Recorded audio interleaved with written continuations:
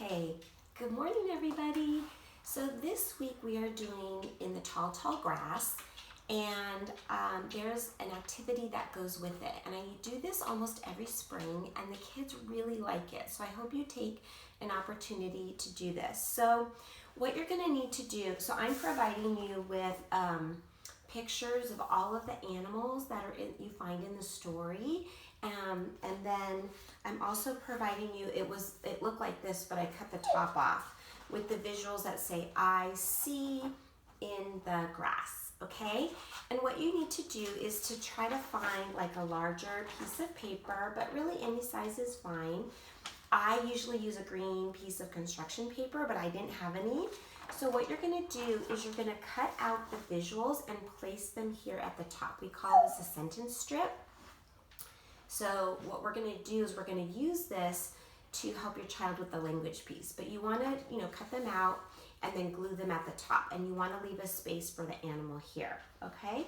And then what I did is I just folded the paper so that you can see that when the paper's folded, you can still see the strip at the top.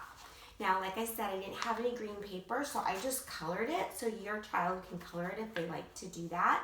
And then as a fine motor activity, and you can talk to Miss Kathy and your teachers about any tips for cutting, or you can do it for them. What you're gonna do is you're gonna cut basically the grass. So I hope you can see this, but you're just gonna cut like this. So what we want are strips of grass that the animals and the bugs and everything hide in, and it's really fun. The kids really like it.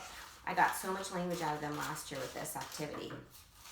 Okay, so then what you have is it looks like this, and I've glued, and then you're gonna have your child, if you want, I think it's a great idea to have them glue the different animals and bugs into the grass here. You could even color this part green if you wanted to.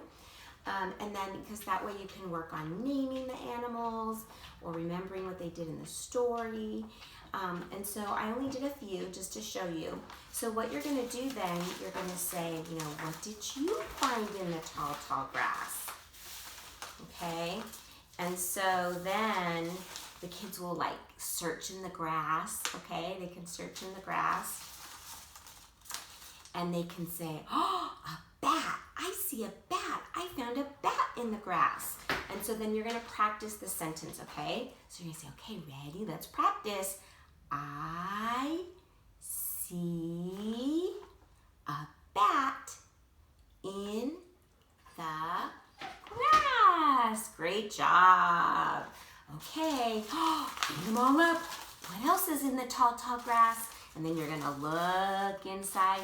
If you don't wanna glue the objects, do you guys see my dog? He wants to go outside. Every time I sit down here, he wants to go outside. So I'm gonna finish up. Blue, no, sit down. You don't have to glue them. You could have them loose. And then what you could do, so let me just show you. Of course, I picked one of the hardest words to say, hummingbird. But if you don't want to have them, glued on, that's totally fine. Actually, that's kind of nice too. So you can just, maybe sneak one under the grass for them every time they take a turn, and then they can find it.